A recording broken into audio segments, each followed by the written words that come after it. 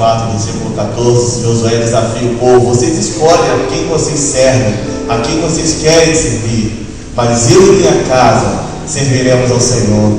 E é isso que nós declaramos aqui nessa noite. Você vai decidir que futuro você vai dar para a sua vida, para a sua casa, mas eu e minha casa serviremos ao Senhor.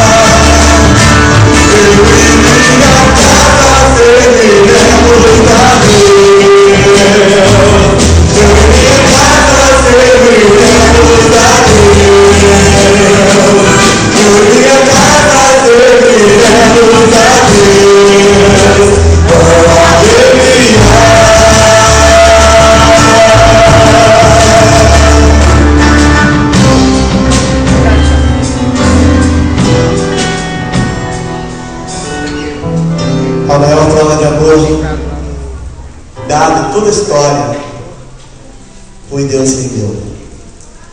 Foi Deus que olhou para a sua criação corrompida, se afundando nas trevas do pecado. Deus olhou Jesus e enviou Jesus para morrer em nosso lugar, para restaurar tudo aquilo que havia sido rompido, o propósito pelo qual Ele nos criou. Nós não fomos criados para a salvação, nós fomos criados para a manifestação da glória de Deus. E o Senhor Deus, Ele olhou para nós e quis novamente restabelecer esse relacionamento. E esse relacionamento só pode ser restabelecido com o sangue de Jesus derramado na cruz do Calvário. Todos aqueles, o quanto receberam, deu-lhes o poder de serem chamados filhos de Deus. Se você deseja ser um filho de Deus, você precisa reconhecer o sacrifício de Jesus na cruz por você, assim como nós reconhecemos. Porque se você não reconhecer, você é apenas a criação de Deus. Mas o Senhor está te dando a oportunidade essa noite, uma oportunidade ímpar, pode ser que seja a última. Agarre essa oportunidade com todas as suas forças e renda-se ao Deus de todo amor, o Deus que foi ferido, machucado como uma flor do jardim, para dar a mim e a você salvação.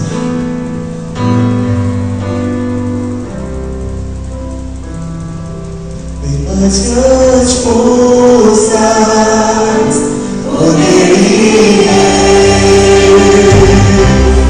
e a natureza é muito que se vê,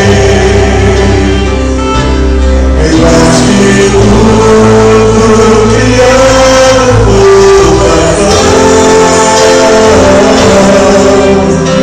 Deus não é princípio.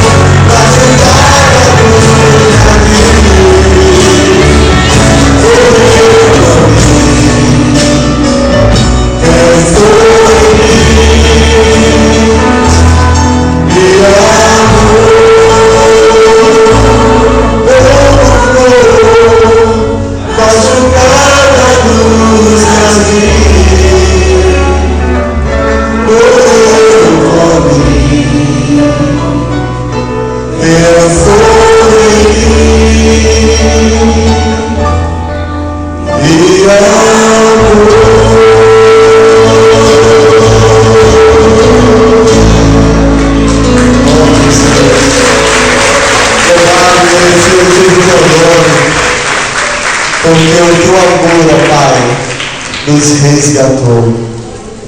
Toda honra, toda glória seja dada ao Senhor. Porque, ó Deus, o teu amor, ó Deus, reconstruiu o nosso relacionamento contigo através do sacrifício de Jesus. Ó Pai, nós reconhecemos este sacrifício. Reconhecemos Jesus, ó Pai, como aquele que veio para nos dar vida. E hoje podemos viver em novidade de vida. Podemos viver uma nova vida. Uma vida plena. E é essa vida, ó Pai, que nós queremos que aqueles 2.500.000 pessoas se conheçam. Experimentem. Porque ao experimentar o teu amor, Senhor, é impossível se afastar.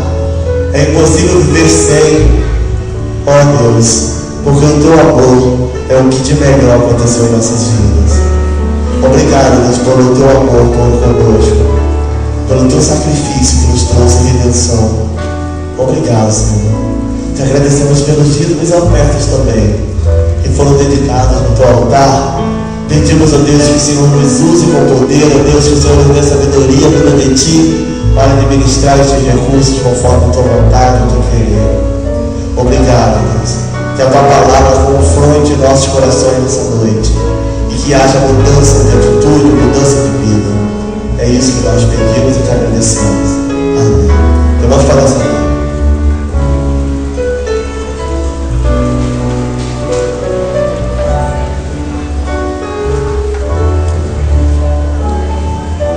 Nesse momento, vou convidar as crianças, até 8, né, Cícera? Até 8 anos, de 1 a 8 anos. Convidar as crianças, os responsáveis também vão ficar com as crianças hoje, que estejam aqui também.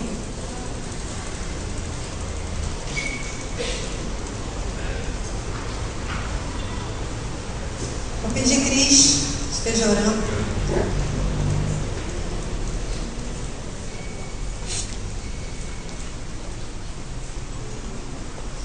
Santo e bendito Deus, Pai Todo-Poderoso, louvado e agradecido seja o teu nome, Senhor.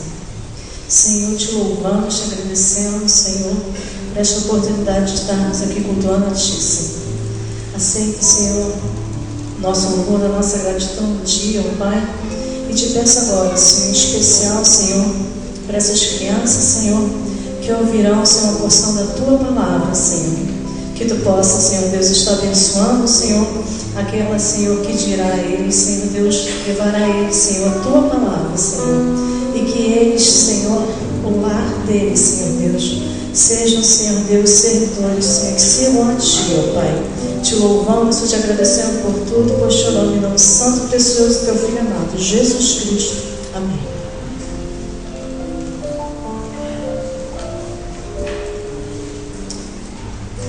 Eu vou pedir nesse momento, você esteja olhando para a pessoa do seu lado e fale assim: o que nós vamos ouvir agora vai encher o seu coração. Fala para quem está do teu lado. Amém? Passa a palavra ao pastor.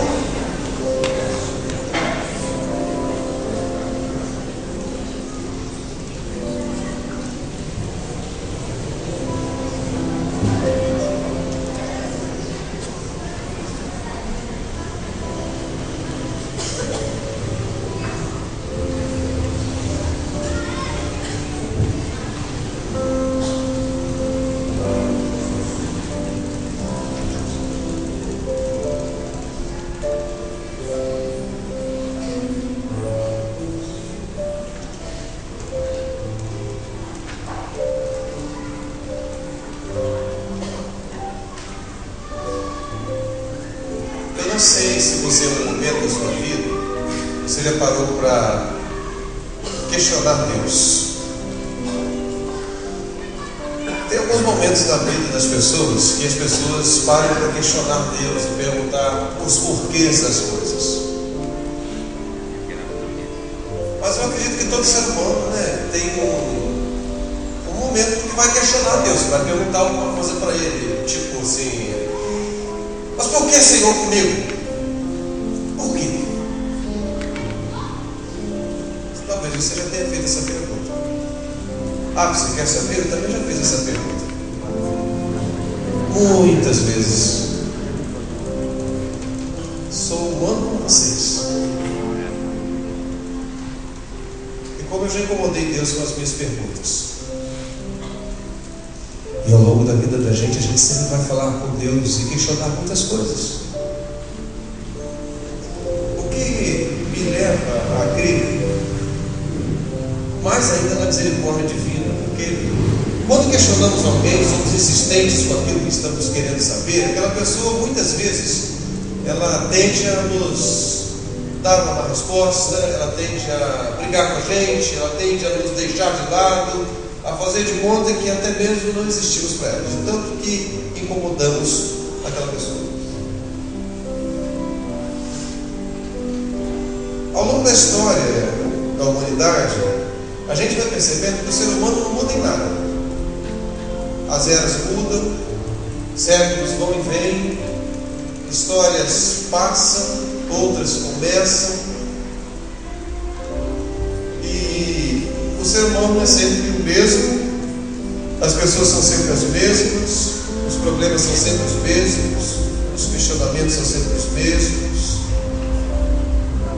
Mas a notícia boa é que Deus continua o mesmo.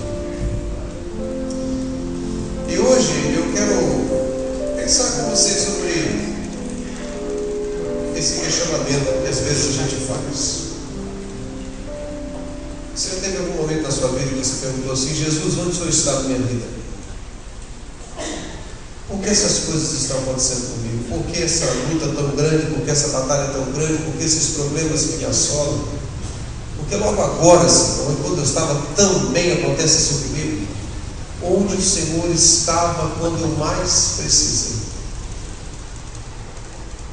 O que o Senhor estava fazendo quando eu tinha uma necessidade tremenda, ou tenho uma necessidade tremenda do Senhor? Eu não te vi. Onde Jesus está? Essa é a máxima desta mensagem. Eu temo para pensar nessa noite. Onde Jesus está? Você pode repetir comigo? Onde Jesus está? Vamos mais uma vez só para fixarmos. Onde Jesus está? Hoje, se você não souber, você saberá. Você aprenderá onde Jesus está. E Ele está mais perto do que você imagina. Está mais próximo de você do que você imagina. Ele está mais atento à sua vida, aos seus problemas e às suas lutas do que você imagina. Ele está mais pronto a fazer algo por você e te ajudar do que você imagina. Muitos e muitos textos da Bíblia mostram os questionamentos de onde Deus poderia estar. Mas eu quero pensar em dois textos, um em Marcos e outro num texto de um livro que muita gente tem medo de ler. Que livro é esse? Apocalipse. Muita gente tem medo de ler Apocalipse. Não tenha medo de Apocalipse não, irmãos. Apocalipse é bênção. O Apocalipse é o encerramento das profecias. A Bíblia, aliás, está escrito na Bíblia, ela narra que Deus antigamente falava aos pais pelos profetas, aos antigos pelos profetas. Hebreus capítulo 1, versículo 1, o texto. Hoje Ele nos fala através de Jesus, o seu Filho. Hebreus capítulo 1, versículo 1. Então toda a profecia foi encerrada no livro de Apocalipse, conforme o texto sagrado nos orienta em Hebreus capítulo 1, versículo 1. Toda a profecia foi encerrada no último versículo de Apocalipse. Ali Deus bateu o martelo e é isso que vai acontecer, ponto final. Ok? Então onde está Jesus? Onde está Jesus? O que Jesus estava fazendo? O que Jesus estava fazendo? Certa feita, Jesus estava com seus discípulos e ele estava à margem do lago de Genezaré, ou do mar da Galileia, melhor dizendo. Então ali ele olhou para os seus discípulos, ele viu que tinha muita gente ali, e aqueles homens pescadores tinham acabado de chegar da sua pescaria. Ele olhou para aqueles homens, entrou no barco e disse para eles assim: vamos para o outro lado. Vamos para o outro lado. Marcos capítulo 4, a partir do versículo 35. Marcos 4, a partir do versículo 35.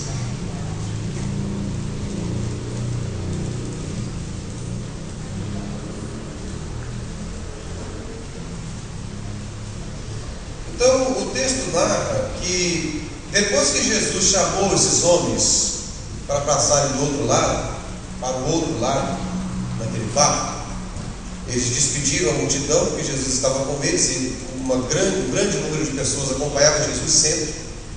Se você acha que a sua vida é estressada, imagine Jesus. Jesus não se estressava. Mas olha quanta gente estava atrás de Jesus. Você acha que se Jesus estivesse em Saquarema, as pessoas estariam me ouvindo? Não estaria nada, né, pastor? Estaria lá atrás de Jesus, e eu também. Eu estaria lá com ele. Eu nem aqui estaria. E as pessoas estavam lá com Jesus. E eles foram e despediram aquela multidão. Marcos capítulo 4, versículo 35 em diante. Despediram a multidão, Jesus disse: vamos para o outro lado. Eles entraram no barco tranquilamente, felizes. Os outros barcos os acompanhavam. E quando ele estava no meio do mar, uma tempestade veio. Uma Márcia e uma Almir tiveram o privilégio de estar em Israel. E os irmãos sabem que ali dos montes de Jerusalém descem ventos muito fortes. E eles causam, não marolas, mas ondas altas. E se houver embarcações ali, elas correm o risco de naufragar, tamanha tormenta que desce dos montes gelados ao redor de Jerusalém. E é interessante que naquele dia, eles ouviram Jesus dizer: vamos para o outro lado.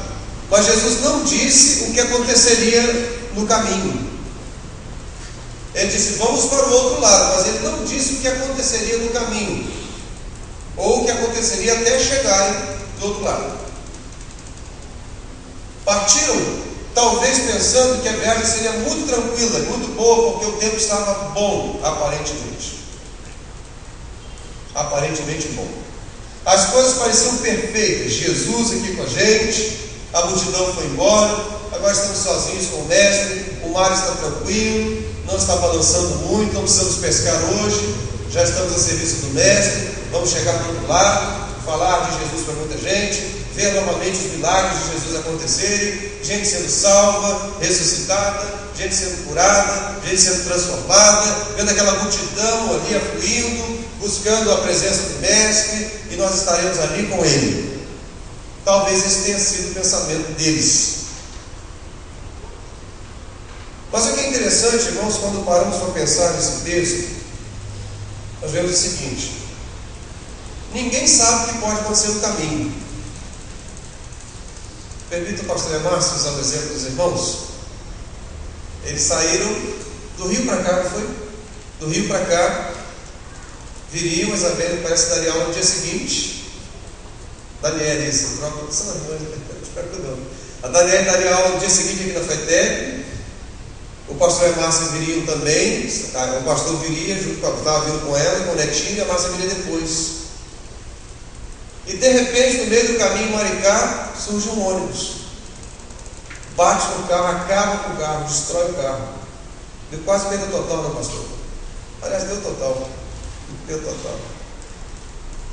Mas eles não imaginavam que iriam sofrer um acidente. A Daniela não imaginava que seu braço estaria quebrado. Mas também eles tinham uma certeza, embora não imaginassem, quando saíram de casa, o Senhor estava com eles. Essa era a certeza que eles tinham. Usando o exemplo vivo aqui, agora. E é por esse motivo que eles estão aqui. Porque eles sabiam que mesmo tendo algum problema no caminho, Jesus estava no barco. A tempestade foi grande. A situação ficou complicada. Mexe com o emocional, mexe com o físico. E não foi diferente para aqueles homens. Homens confiantes, pescadores, homens capazes, conheciam o mar. Não, podemos ir porque hoje o mar está tranquilo. E de repente, no meio do mar tranquilo, surge uma grande tempestade. E agora o que fazer? O que fazer nesta grande tempestade? A vida da gente, irmãos, é diferente. Vamos ver o exemplo aqui do pastor de família. Acontece com a gente. Acontece com a gente. As tempestades vêm. Elas vêm e não estamos preparados para elas muitas vezes. Porque nós só aguardamos coisas boas da vida. E achamos que as coisas ruins que nos acontecem vêm do diabo e muitas vezes não vêm. Elas vêm como um ensinamento para a gente. Vem para testar a nossa fé. No ano passado, no mês de outubro, meu tio me visitou, esteve na minha casa e ele estava com um problema muito sério no fígado, no estômago. Já era a quinta malária dele, o fígado já estava dissolvendo, depois eu mostrei dele. E ele veio para tratar de um câncer. Não conseguindo tratamento, ele voltou para Rondônia e faleceu no mês de dezembro, não novembro. Após a viagem do meu tio, eu notei alguma coisa estranha no meu corpo, foi ao médico. Minha prima disse para mim que meu tio não tinha câncer. Eu descobri que quem tinha câncer era eu. Eu estava com câncer. E aí? E agora? O que eu vou fazer? O que eu devo fazer? Foi uma tempestade tremenda. Foi terrível. Aliás, eu estou tratando. Mas, irmãos, a gente esquece muitas vezes que quem governa a vida da gente é Deus. E que não cai um fio da cabeça da gente de cabelo, se Deus não quiser. Embora tenha sido uma descoberta precoce, câncer é câncer. A vida toda agora eu tenho que acompanhar. A vida inteira eu tenho que acompanhar. Alguns irmãos aqui passaram e estão passando por isso. Às vezes, irmãos, entramos num barco e achamos que porque somos crentes, somos isentos de problemas, de doenças, de problemas financeiros, de dificuldades. Uma notícia para você: não somos.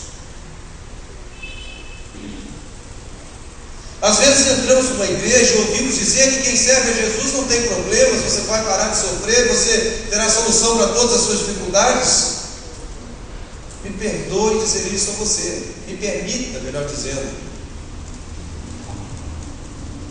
Nem todas as batalhas você conseguirá vencer. O Evangelho ele é tão verdadeiro, que ele mostra que o homem, mesmo o homem, a mulher, o servo de Deus, ele é sujeito a qualquer dificuldade que qualquer ser humano é. A Bíblia diz que Elias era homem como nós, diz Tiago na sua carta, se não me engano. Homem como nós, um profeta Elias. Eliseu, depois de ter curado muita gente, ter sido instrumento de Deus para a salvação de muita gente, transformação de muitas vidas, a Bíblia diz que ele ficou doente e morreu. E às vezes, irmãos, a nau está naufragando. Às vezes nós não esperamos certas tempestades que vêm sobre nós. Às vezes nós pensamos que está tudo bem, de repente as coisas parecem que desabam sobre a cabeça da gente. E aí? Onde está Jesus agora? Cadê Jesus? Onde está Jesus que as pessoas não veem, que a gente não vê muitas vezes? As pessoas só conseguem enxergar Jesus no momento de alegria, de satisfação, quando tem muito dinheiro. Nem aí conseguem enxergar, aí que não enxergam mesmo, porque não se lembram de Jesus no momento da satisfação. Quando estão apreensivos, passando problemas, lembram de Jesus. Assim que o problema é resolvido, ela sai da presença de Jesus. Presta atenção uma coisa. Ter Jesus, a presença de Jesus, não significa que sempre eu irei vê-lo. Porque em determinados momentos da minha vida e da sua vida, em que a gente pensar que Jesus não está olhando para nós, em que Jesus não está cuidando de nós, em que Jesus não está dirigindo a nossa vida, a nossa embarcação, o processo da nossa caminhada nesse mundo, e a gente achar que Ele fugiu da gente, se escondeu da gente, fomos nós que fugimos da presença dEle, fomos nós que nos distanciamos dEle. Mas eu vou além, há um folheto que tem por título Pegadas na Areia, e aquele indivíduo achou que quando estava vendo só 2 pegadas na areia, Jesus o havia abandonado. A verdade, muitos conhecem, é que Jesus o estava carregando do colo.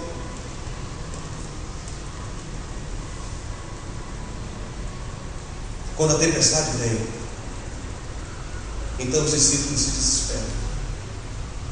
E aqueles homens tentam de tudo. De tudo. Albert Einstein diz que no meio da dificuldade encontra-se a oportunidade. Palavras de Albert Einstein.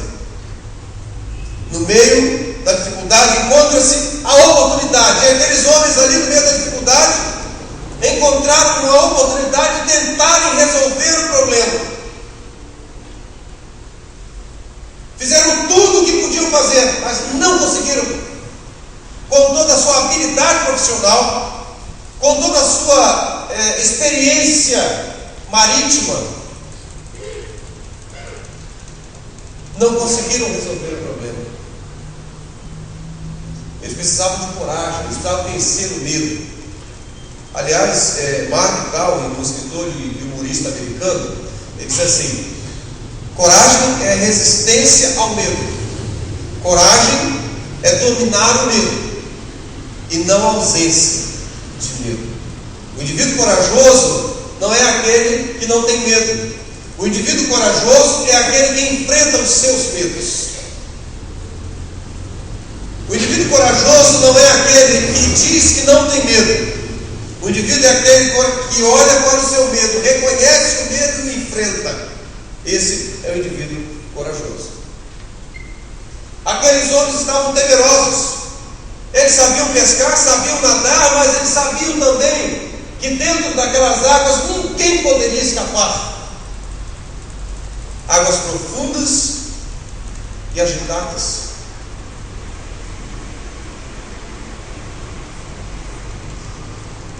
É interessante que eles precisavam encontrar forças para poderem vencer aquele momento. Um outro indivíduo chamado Antoine de Saint-Exupéry, um escritor, ele diz o seguinte: o verdadeiro homem mede a sua força quando se defronta com um obstáculo.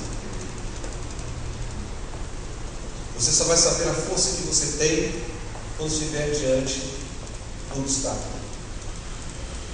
O corredor só sabe se é capaz ou não de saltar aquele obstáculo na hora que ele estiver ali para saltar o obstáculo.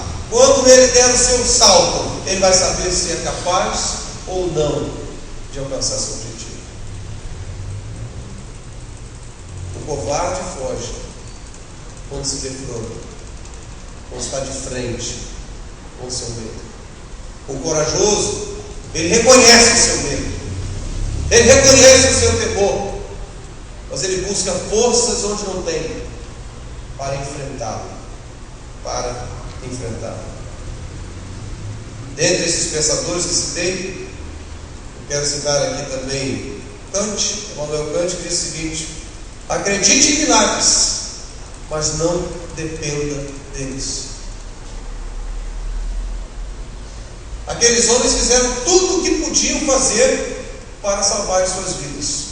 Quando eles não podiam fazer mais nada e entenderam que não havia mais solução, então eles apelaram para um milagre maior. Agora é só Jesus mesmo. Só Jesus pode fazer, porque milagre é coisa para Jesus, milagre é coisa para Deus. Homem não faz milagre. Líder religioso não faz milagre. Crente não faz milagre. Pregador não faz milagre. Deus faz milagres. Existem muitas pessoas que estão crendo nos milagres e dependendo de milagres. Lembra-me do texto quando Jesus está ali diante do túmulo de Lázaro e ele diz: tirem a pedra. Não dependam apenas de Deus para retirar aquilo que você pode retirar, para resolver aquilo que você pode resolver, para fazer aquilo que você pode fazer. Existem coisas que você pode fazer e que você puder fazer, Deus não fará. Existem coisas que você pode fazer e o que você pode fazer, Deus não fará. Deus não fará. Jesus estava ali simplesmente aguardando uma reação daqueles homens. Ele estava aguardando uma decisão daqueles homens. Ele estava na polpa do barco, tranquilo, descansando. O mar agitava, o barco para um lado e para o outro, mas Jesus estava ali parado, descansando, dormindo, diz a Bíblia. Estava tranquilo, ele tinha o domínio da situação em suas mãos. Ele é Deus, mas ele também era homem. Se ele caísse na água, ele morreria. Embora ele também tenha andado sobre as águas. Então, no momento de desespero, onde aqueles homens não encontravam mais jeito, mais solução, disseram para Jesus, lembraram que Jesus estava ali. Onde está Jesus? Cadê Jesus? Onde ele está? Onde está Jesus? E de repente observaram que Jesus estava num momento tranquilo, dormindo na polpa do barco. E quando eles chamaram, de pronto o mestre atendeu. A Bíblia diz que Jesus se levantou e repreendeu os ventos e o mar, e houve bonança, houve tranquilidade, houve paz. Sabe como eu acredito nisso? Assim, para mim foi imediato, a minha forma de acreditar. Para mim Jesus falou: haja e houve, tá bom. Ele falou: haja bonança, marca o cara, te vendo aquieta, te foi na hora, não levou segundos. Eu creio desse jeito. Quando você vê na propaganda as nuvens passando muito rápido, eu creio mais rápido do que isso. Abriu o sol, e melhorou, de repente o mar ficou tranquilo. É assim que Jesus faz quando a gente entrega a Ele o timão, a direção da vida da gente. E mesmo que Jesus diga que vai nos levar para o outro lado do mar, ou do rio, ou seja lá onde for, mesmo que a gente passe pela tempestade no meio do lago, Ele permanece conosco. 1 Coríntios capítulo 10, versículo 13, ele diz assim: não sobreveio a vós tentação senão humana, mas fiel é Deus, que não permitirá que a tentação seja maior do que você possa suportar, porque junto com a tentação Ele provê o escape.